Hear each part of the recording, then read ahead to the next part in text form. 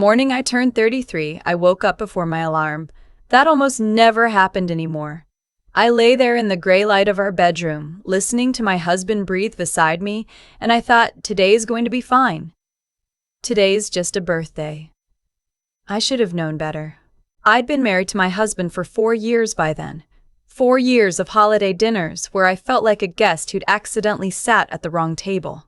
4 years of his mother looking at me the way you look at a stain on your favorite shirt, not with hatred, exactly, but with this tired, persistent disappointment, like I was a problem she'd learned to live with but hadn't stopped hoping would eventually go away. My mother-in-law's name is Patricia. She goes by Pat to her friends, but she introduced herself to me as Patricia the very first time we met, and she has never once suggested I call her anything else. That tells you everything you need to know about Patricia. She'd raised my husband Owen in a house in Connecticut where the floors were always clean and the expectations were always clear. You went to the right schools. You married the right kind of person. You built the right kind of life, which meant a certain income, a certain zip code, a certain version of success that Patricia had decided on sometime in the 1980s and had never revisited since. Her daughter, Owen's sister, had married a cardiologist and lived 20 minutes away from Patricia in a house that Patricia had helped them pick out. That daughter was the measuring stick, and I had never, not once, come close to measuring up. What I did for work was the main issue. I was an office manager at a small physical therapy clinic. I handled scheduling, billing, insurance claims, vendor contracts, all of it. The clinic had 8 therapists, and I kept the whole operation running. I was good at it. I liked it. But office manager at a small clinic did not sound impressive at Patricia's dinner table, and so it was said in this particular tone, when it was said at all, that made it sound like something I should be embarrassed about. Something temporary. Something I was doing until I figured out what I actually wanted to be. Have you thought about going back to school? Patricia asked me once, maybe 6 months after Owen and I got married. We were at her house for Easter. The ham was on the table. Everyone was there. I have a degree, I said, keeping my voice pleasant. I mean a graduate degree, something more specialized. Owen was looking at his plate. I smiled and said I was happy where I was. Patricia made a small sound that wasn't quite a response and changed the subject to her daughter's new kitchen renovation. That was the pattern. Nothing she said was ever quite cruel enough to confront directly. It was always just slightly beneath the surface, delivered with a smile, wrapped in the language of concern. Have you thought about? Have you considered? Don't you think? Questions that weren't really questions. Suggestions that weren't really suggestions. Over those 4 years, I watched Owen become a different person around his mother. At home, he was warm and funny and easy. The man I'd fallen in love with. But inside Patricia's orbit, he sort of compressed. Came quieter. Deferred. He never defended me outright, but I kept telling myself that was just how families worked, that he loved me, that it wasn't his job to fight every battle. I kept telling myself a lot of things. The birthday dinner that year was at a restaurant Patricia had chosen. That should have been the first sign. She'd offered to plan it, and I'd said thank you because it seemed easier than arguing, and she'd booked a table at this Italian place in the town where she lived, 40 minutes from our apartment, surrounded entirely by her people. Owen's parents were there. His sister and her husband, the cardiologist. Patricia's 2 closest friends, who I'd met maybe 3 times total. And Owen's college friend, someone who'd been pulled into Patricia's social circle so completely over the years that he showed up to her events like he was family. I dressed carefully that night. I wore a green wrap dress I'd bought on sale and felt genuinely good in. I did my hair. I told myself it would be fine, that it was one dinner, that I was 33 years old and I could handle a dinner. We arrived, and there was a moment, just a flicker, where the table went quiet when I walked in. Patricia stood to hug me, and she smelled like expensive perfume, and her arms were just barely tight enough to qualify as an embrace. "Happy birthday, sweetheart," she said. And then, to the table, "Doesn't she look nice?" The way she said it, like she was surprised. We ordered. We ate bread. The conversation moved the way it always did at those dinners. Around me mostly. The cardiologist talked about a conference he'd attended. Patricia's friend talked about a renovation. Owen's sister showed photos from a trip. I participated where I could, and smiled where I couldn't, and drank my water and watched the clock without watching the clock. Then dessert came out. A small cake with candles, which I genuinely hadn't expected, and I felt a stupid surge of warmth because sometimes you want so badly for things to be normal that you mistake the setup for the thing itself. Everyone sang. I blew out the candles. And then Patricia reached into her purse. She pulled out an envelope. White, standard size, sealed. She placed it in front of me on the table with both hands, almost ceremonially, and she was smiling. That particular smile of hers that had always made me feel like I was missing something. "From all of us," she said. I looked at Owen. He was looking at his fork. I opened the envelope. The word I read first was dissolution, then petitioner, then my husband's name. Divorce papers. Not the actual legal filing. I would understand later that they'd had an attorney draft something that looked official enough to be convincing but wasn't the real thing, which somehow made it worse, not better. But in that moment, at that table, surrounded by Patricia's people with a half-eaten piece of birthday cake in front of me, I was holding a document that said my marriage was over. Someone laughed. I looked up, and one of Patricia's friends had her hand over her mouth. Not in shock, but in that way people cover laughter they know is wrong, but can't quite stop. Owen's sister was very still. The cardiologist was looking out the window. And Owen? Owen had his phone out. He was recording me.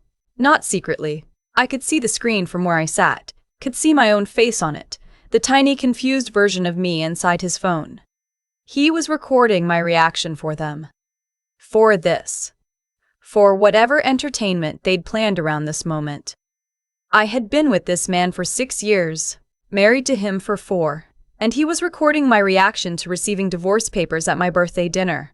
I looked at Patricia. She had the same smile, patient, waiting. There is something that happens in moments of profound shock, where you become very calm, not numb. I could feel everything, the heat in my face, the strange silence of the restaurant around us, the weight of the envelope in my hands. But a different part of my brain had taken over, something cooler and clearer, and that part of my brain was thinking, you are not going to cry at this table. You are not going to give her this. I set the papers down in front of me. I smoothed them flat with both hands. I picked up the pen that had been placed inside the envelope, which told me everything about how carefully this had been planned, that someone had thought to include a pen, and I signed my name on the line marked Respondent. Then I folded the papers, put them back in the envelope, and placed the envelope on the center of the table. "Thank you," I said to Patricia. "This is the most useful birthday gift I've ever received." I picked at my purse. I stood up. But before I walked out, I looked at Owen, still holding his phone, still recording, something shifting in his face now that wasn't part of whatever script they'd written, and I said, very calmly, "I've already spoken to an attorney. The account transfers from last Tuesday are documented." I didn't wait to see his reaction. I walked out of the restaurant and the night air hit me like cold water, and I stood on the sidewalk for exactly 30 seconds, and then I called my best friend and said, "Can I come over?" What Owen and Patricia didn't know, what none of them knew, was that I had been preparing for 8 months. It had started the previous fall almost accidentally. I'd been having lunch alone in the clinic break room, scrolling through LinkedIn the way you do when you're vaguely restless and not sure why, and I'd seen a job posting for an operations manager role at a regional healthcare group. Bigger scale than what I was doing. Better title. Better salary by about 30%. I'd almost kept scrolling. Instead, I'd clicked on it. I didn't apply that day, I just read it. But something had shifted. I went back to my desk and I pulled up my resume for the first time in 3 years, and I looked at it, really lived at it, and I thought, Patricia's voice is in my head. It has been for 4 years, and I am so tired of it. I'd spent the next 2 months quietly updating my skills. I took an online certification course in healthcare operations management, just an evening class, nothing dramatic, paid for it with money from my own account that I'd been setting aside in small amounts for almost a year without quite knowing why. I practiced for interviews with my best friend over video calls on Tuesday nights. I rewrote my resume 3 times. I applied to 11 positions. 6 didn't respond. 2 sent form rejections. 1 called me in for a first interview and then went silent. 1 went to a second round and then chose someone internal. The 11th called me back on a Thursday morning in February. It was a director-level operations role at a multi-site physical therapy group with 14 locations across 3 states.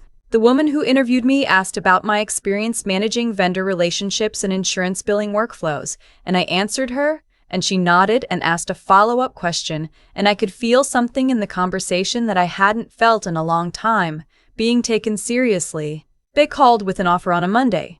Base salary of $78,000, full benefits, a relocation package because the position was based in their main office in Nashville. I had asked for 48 hours to consider it. I'd already decided, but I asked for 48 hours because I wanted to think clearly and I wanted to cry privately and I wanted to sit with it long enough to be sure. I accepted on a Wednesday. I gave my notice to the clinic the following Monday. I signed a lease on an apartment in Nashville that I'd found on a 3-hour research session. I called a moving company.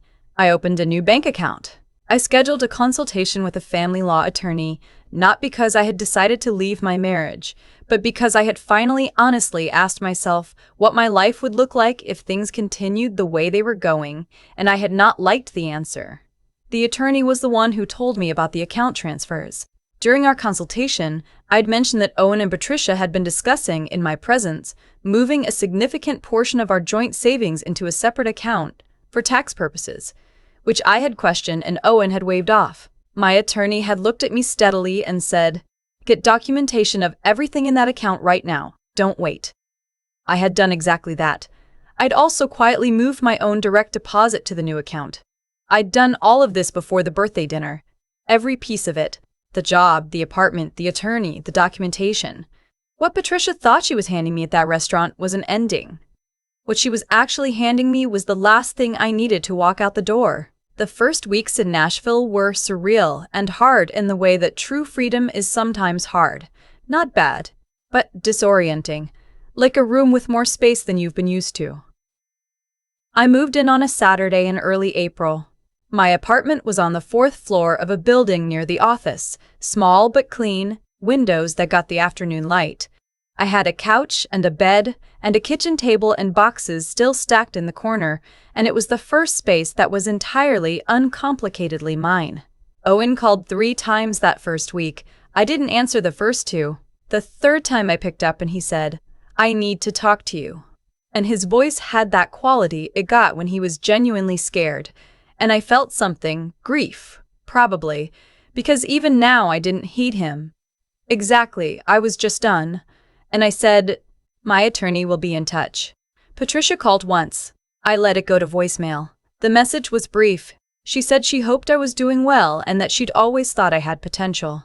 That was it. She was already rewriting the story, already adjusting the narrative so that she'd been on my side the whole time, had only ever wanted what was best for me. I listened to the voicemail once, then deleted it. The divorce was straightforward in the end. No children. The joint account dispute was resolved with documentation. My attorney had been right to flag it. Owen had, in fact, initiated a transfer of $18,000 to an account in his name only 2 weeks before the birthday dinner. That transfer came back. My attorney was very good. Owen's attorney was expensive but not particularly creative. The papers I actually signed, the real ones, not Patricia's theatrical production, came in the mail on a Tuesday. I signed them at my kitchen table with a cup of coffee and a view of the Nashville skyline through my window, and I mailed them back the same afternoon. My new job was harder than I expected, and more satisfying than I dared hope. The director role meant I was managing operations across all 14 locations, coordinating with clinic managers I'd never met, learning systems I'd never used, being in meetings where I was expected to have opinions and defend them. Some days I drove home and sat in my car for 5 minutes before going inside, just to decompress. But the people there were different. My regional VP, a sharp woman named Andrea who'd built her career in healthcare administration, starting from medical billing in her mid-20s, had hired me because she'd seen something in my interview. She checked in with me once a week during that first quarter, not to evaluate me, but to ask what I needed. My colleagues challenged me in good faith ways, pushed back when they disagreed, respected the answers when I gave them. No one at that office had ever met Patricia. No one knew that I'd spent 4 years at dinners where I was managed and managed and managed. No one looked at me and saw a problem to be solved or a standard to be measured against. They just saw the work. And the work, it turned out, was exactly what I was good at. I called my mom on a Sunday night in June, maybe 2 months after the move. She'd been worried about me all spring, calling more than usual, careful with her words in the way mothers get when they're afraid of saying the wrong thing. "How are you really?" she asked. I looked around my apartment. There were flowers on the table. I'd started buying myself flowers on Fridays, something I'd never done before. The boxes were unpacked. A bookshelf I'd assembled myself, slightly crooked on the left side, held the books I'd had in storage for years because Owen's aesthetic didn't include visible books. "I think I'm actually okay," I said. And then, surprised by how true it was, "I think I'm better than okay." She was quiet for a moment. Then she said, "I never liked her." I laughed. It was the first real laugh I'd had in a while, the kind that comes from somewhere low and genuine, and it felt good in the way that only things that are overdue feel good. Here is what I know now, from the other side of it. Patricia thought she was in control of that dinner. She'd arranged everything: the restaurant, the witnesses, the papers, the pen, the moment. She'd probably spent more time planning it than she'd spent on anything that actually mattered to my marriage. She wanted to watch me fall apart in public, wanted the recording, wanted the story to be about how I couldn't handle it, how I wasn't strong enough, how our son was finally free. What she didn't understand, what she never understood about me, in 4 years of looking right at me, was that I had spent those years quietly learning things, not to impress her, not to measure up to some standard she'd invented, but because I needed to, and because I could, and because the voice in my head that sounded like hers had gotten quieter every single month until I could finally hear my own voice clearly underneath it. She gave me those papers at a birthday dinner surrounded by her people expecting me to break. I had already packed my bags. I didn't need a dramatic scene. I didn't need her to apologize or her son to choose me or anyone at that table to recognize what they'd done. The most powerful thing I could do was simply be entirely, completely prepared. To walk out not in anger, but in the calm certainty that I had already built something she couldn't touch. Some days I still pass a mirror and catch myself standing straighter than I used to. Some days I look at the Nashville skyline from my office window. Director of Operations, 14 locations. The plaque on my door that I still find slightly unreal. And I think about that woman who sat at that table on her 33rd birthday and was handed an envelope meant to end her. She signed it, and then she walked out into her own life. I've thought a lot about what Patricia actually believed she was doing that night. I don't think she was purely cruel. Or at least she didn't see herself that way. I think she genuinely believed she was correcting something, tidying up a mess her son had made. And that, more than anything, is what I keep coming back to. The damage that people do when they are absolutely certain they are right. She'd spent 4 years looking at me and seeing a problem. And the honest truth is, somewhere along the way, I had started seeing myself through her eyes too. That's the part I don't talk about as much. It's easy to tell the part of the story where I walked out of the restaurant. It's harder to admit how long I'd let her voice live in my head like it belonged there. How many times I'd applied for something or considered something or wanted something and then heard her. "Have you really thought this through? Are you sure you're qualified? Don't you think?" and pulled back? That's what contempt does when it's applied consistently and patiently over years. It doesn't break you all at once. It just quietly rewrites what you think you deserve. What changed for me wasn't a single moment of courage. It was something smaller and less cinematic than that. It was a Tuesday afternoon in a break room, looking at a job posting I almost scrolled past and choosing, for no dramatic reason, just out of some stubborn refusal I didn't fully understand yet, to click on it anyway. That was it. That was the whole turning point. One small act of not giving up on myself. Repeated over 8 months, in evening classes and practice interviews and cover letters rewritten at midnight and attorney consultations, I was terrified to schedule. Integrity, I've learned, isn't something you declare. It's something you build in private, in the ordinary moments when no one is watching and nothing is at stake yet. I built mine in a break room. In a Tuesday night video call with my best friend. In a new bank account I opened quietly, and a lease I signed alone. And intelligence, the kind that actually matters, isn't about credentials or the right schools or the titles that impress people at dinner tables. It's about paying attention, watching how things work, understanding that Owen's passivity was a choice he was making every single time, not a personality flaw I should work around. Understanding that Patricia's contempt was about control, not standards. Intelligence is recognizing what's real about a situation before that situation ends you. The resilience part is the one that surprises me most to talk about, because I didn't feel resilient while it was happening. I felt exhausted and lonely and sometimes genuinely unsure whether I was making a catastrophic mistake. Resilience from the inside doesn't feel like strength. It feels like just not stopping. Just getting up the next morning and sending the next email and making the next call and continuing, not because you're certain it will work out, but because the alternative is to let someone else's story about you become the true one. Patricia handed me an envelope at a birthday dinner and thought it was an ending. It was the last push I needed to finish what I'd already started. I think about the woman I was at that table, 33 years old, hands steady, signing her name on papers she'd already prepared herself for. And I feel something that isn't quite pride and isn't quite sadness. It's more like respect for what she'd already quietly done. For the 8 months of work no one in that room knew about. For the fact that she thanked Patricia and meant it, because it was the most honest thing she could have said. You don't always get to control what people hand you, but you get to control what you've already built before they do.